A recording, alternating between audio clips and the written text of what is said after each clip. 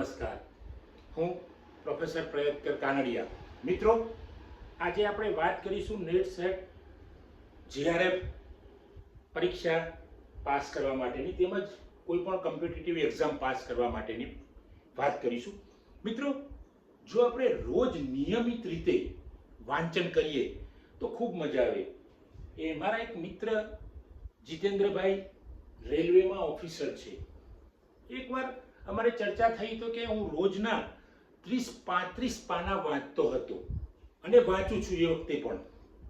તો મેં કીધું કેમ, એટલે કે હું કોમ્પિટિટિવ એક્ઝામ આપું છું અથવા તો બીજી કોઈ પણ પરીક્ષા આપતો હોઉં, જ્યારે હું ભણતો હતો એમકોમ બીએડ કરતો હતો ત્યારે પણ હું રોજના નક્કી કરેલું કે 35 પાના વાંચવા, 30 અથવા 35 પાના. અને વાંચવા કેવી રીતે, વાર્તાની જેમ. મિત્રો, એ પાના વાંચતા વાંચતા જીતેન્દ્રભાઈ એકવાર રેલવેની અંદર અધિકારી બની ગયા, કારણ કે રોજની નિયમિતતા. એક વાત મેં મારા ગામની સાંભળી છે.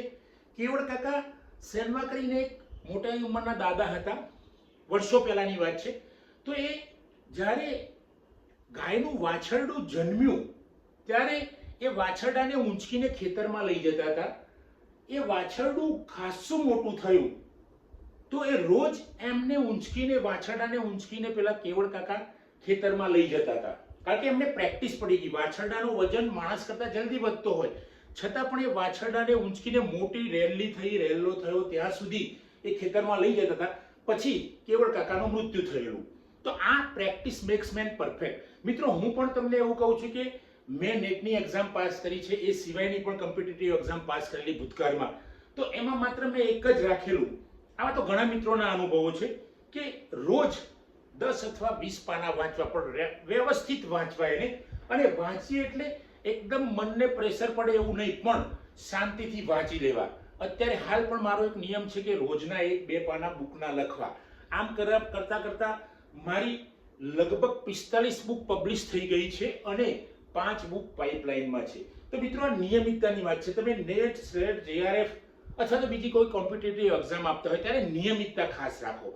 અને વાંચતા હોય ત્યારે તમે બીજા વિચારોમાંથી મુક્ત થવાય, ક્યારેક ડિસ્ટર્બ પણ થવાય, પણ મુક્ત થવાનો પ્રયત્ન કરવાનો અને વાંચવા પર કોન્સન્ટ્રેશન રાખવાનું. પછી યાદ રહ્યું કે નહીં એ વિચારવાનું નહીં. એકવાર વાંચી જાઓ, તમારા કોઈક સુષુપ્ત મનમાં એ મેમરી જઈને છુપાઈ જાય છે અને જ્યારે તમારી એક્ઝામ આવે છે ત્યારે પેલા પ્રશ્નોના જવાબો બહાર આપોઆપ નીકળી જાય છે. તો મિત્રો, રોજની નિયમિતતા રાખો. નેટ, સેટ અથવા તો જીઆરએફ એક્ઝામ અથવા તો કોઈ કોમ્પિટિટિવ એક્ઝામ આપો તો મારે રોજના આ વિષયની અંદર મારે આટલા પાના વાંચવા છે, મારે આટલા એમસીક્યુ વાંચવા છે. મિત્રો, એમસીક્યુ કરતા પણ જો તમે નેટ સેટની થિયરી વાંચશો કોઈ પણ વિષયમાં, ધારો કે તમે લાઇબ્રેરી સાયન્સની અંદર એક્ઝામ આપી રહ્યા છો, લાઇબ્રેરી અને ઇન્ફોર્મેશન સાયન્સની અંદર, તો એના જે પણ પેપર તમારે આવતા હોય એમએલઆઈએસસી ની અંદર અથવા તો બીએલઆઈએસસી અંદર અથવા તો એમએલઆઈએસસી ઇન્ટિગ્રેટેડ કોર્સ હોય, તો એ રોજનો પાના નક્કી કરો કે મારે 5 પાના વાંચવા છે થિયરીના.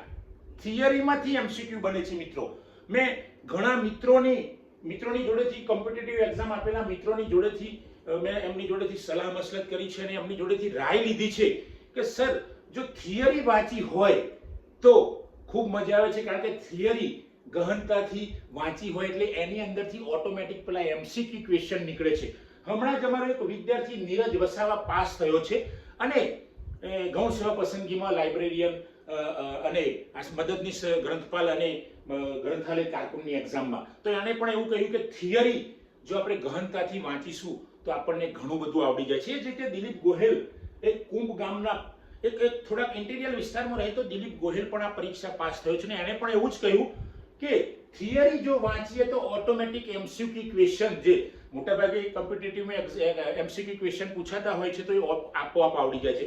એવું જ સંજય મકવાણા નવા ગામનો છે, એ પણ આમ ગામમાં જ રહે છે, પણ એને સખત મહેનત કરીને ગૌણ સેવા પસંદગી પરીક્ષા પાસ કરી છે.